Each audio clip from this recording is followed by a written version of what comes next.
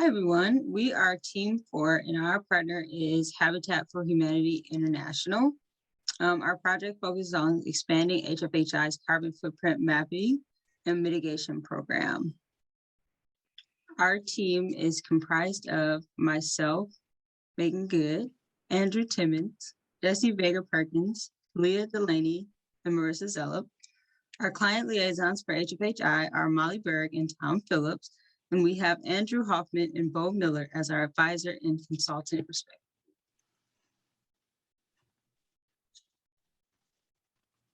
So for those of you who are unfamiliar, Habitat for Humanity is a nonprofit organization that builds affordable housing and whose vision is a world where everyone has a decent place to live. As for the organizational structure, Habitat works in 70 countries throughout the world and has 1,100 affiliates within the U.S., working in all 50 states, including DC and Puerto Rico. Each affiliate is its own independent 501c3 nonprofit organization.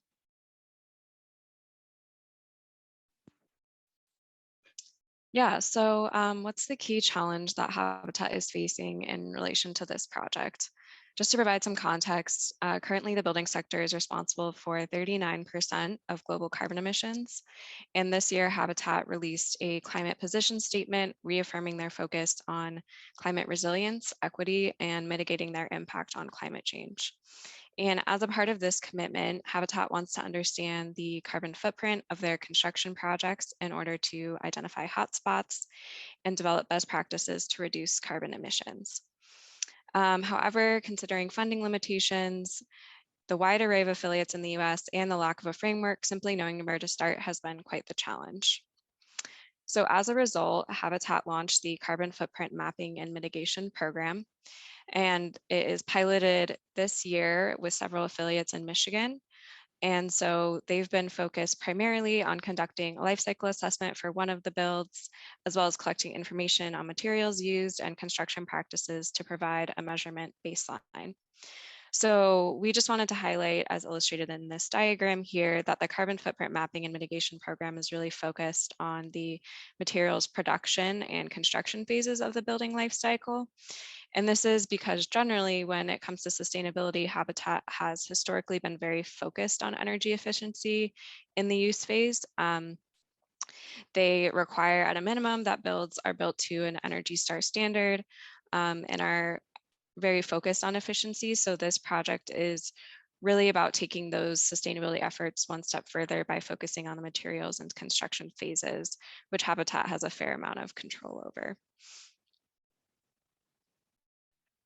So in the context of Habitat's renewed effort on sustainability, as well as their pilot carbon footprint mapping and mitigation project, we really had two goals with our scope.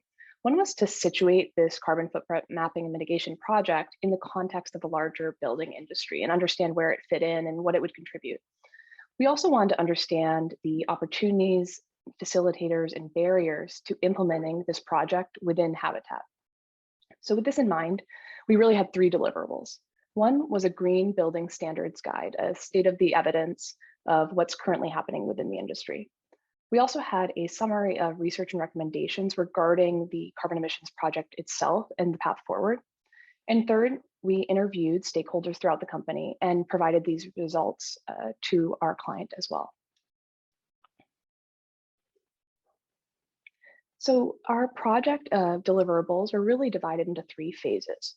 The first was data collection, and this encompassed an evaluation of the green building standards that existed, as well as stakeholder interviews with a diverse group of employees. So both local affiliates at the build sites themselves, as well as Habitat for Humanity International employees and leaders in the field.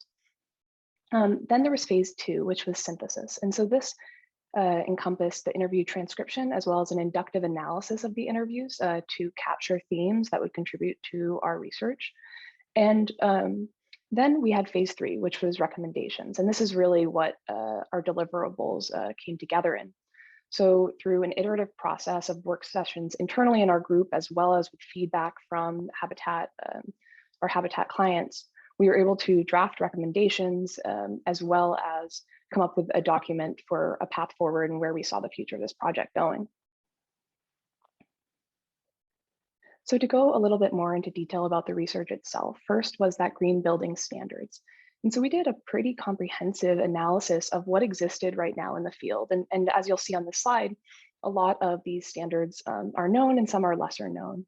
We evaluated all of them in terms of what they themselves measure in regards to each build, and also what they do in terms of carbon emissions. And so what we found was that very few of these standards and the tools associated with them explicitly mention carbon emissions, especially in the build process itself. And so this represents a challenge for Habitat and their carbon footprint project, but also an opportunity to really contribute to the field and be a leader in this space. And that was what this document came together and was provided for them. And so the other aspect of our research was our interviews with stakeholders and employees. And so 5 major themes emerged from these interviews. The first was internal operations. And what we found here was that local affiliates really did listen and respected and relied on the information from Habitat International. And there was an opportunity there to really provide more around sustainability and a path forward and exactly what to do.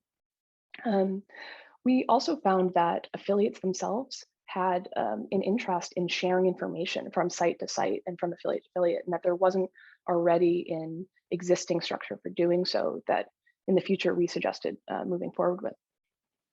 We also found a theme in external interactions that a facilitator of increased sustainability efforts was connections that Habitat International had made with companies and industry leaders to provide donations and tools for the build projects in terms of sustainability. And so that really encouraged and incentivized local affiliates to use these and to incorporate sustainability into the build itself. We found vast affiliate diversity, which was our third theme in terms of construction experience, interest in sustainability, backgrounds, as well as how many builds they were completing a year. We think this could be, presents a barrier to implementing really a one-size-fit-all approach and rollout, but also an opportunity and really could be leveraged across affiliate sharing.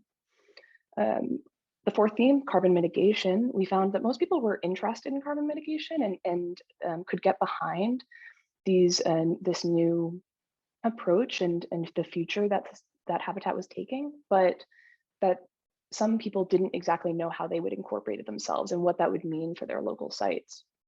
And the fifth theme was finances. So we found that a real barrier to implementing new initiatives, as well as what people thought a barrier to the carbon footprint project itself would be increased cost, and what it would take to get people on board would maybe be financial incentives. And so that could be, that was something we heard from a lot of people at different levels and really came out as a major theme in our analysis as well. So next, we synthesized the learnings from the green building standards and the interviews in order to craft a set of recommendations. First, support affiliate interaction and knowledge share. The goal is to overcome extensive differences in size, funding, and experience amongst affiliates, bridge the gap in affiliates across different resources, promote the use of internal information during new affiliate onboarding, and minimize buy-in time from affiliates' boards for large process changes. Next, provide dynamic incentives. We would like to see incentive structures that encourage Habitat goals while accounting for the evolving experience and the capabilities of affiliates. This is most important after the first iteration of a given process in order to promote non-reliant behavior with respect to financial rewards. Third, analyze the viability of bulk purchase agreements. By leveraging the aggregated buying power of many Habitat affiliates, Habitat can lock in advantageous bulk purchase agreements and drive down the cost of common building materials. So number 4 is to understand, advocate, and support local conditions. This recommendation seeks to streamline materials, floor plans, and processes across affiliates, encourage sustainable building methods and materials within Habitat and surrounding communities, and prepare for any upcoming changes in regulation that's either federal or regional. This can be achieved by working with local governing bodies. Next, Habitat should establish a new fellowship for low carbon design. In order to extend the work of Habitat for Humanity of Michigan and continue developing carbon efficient home designs, Habitat should support a cohort of architecture and design fellows to develop habitat-oriented housing plans to use across the US. Next, Habitat should prioritize affiliate input on organization-wide incentives. The goal here is really to encourage affiliates from diverse regions and backgrounds to contribute meaningful recommendations to the creation of new initiatives and standards across the organization. This would eventually break down any barriers of diversity and would help them leverage insight of how to increase the applicability of recommendations and ultimately the fidelity to new interventions. Lastly, they should focus on building existing waste management strategies in order to reduce leftover material and therefore carbon. After that, we took a look at what the expected impact of these organizational recommendations would be.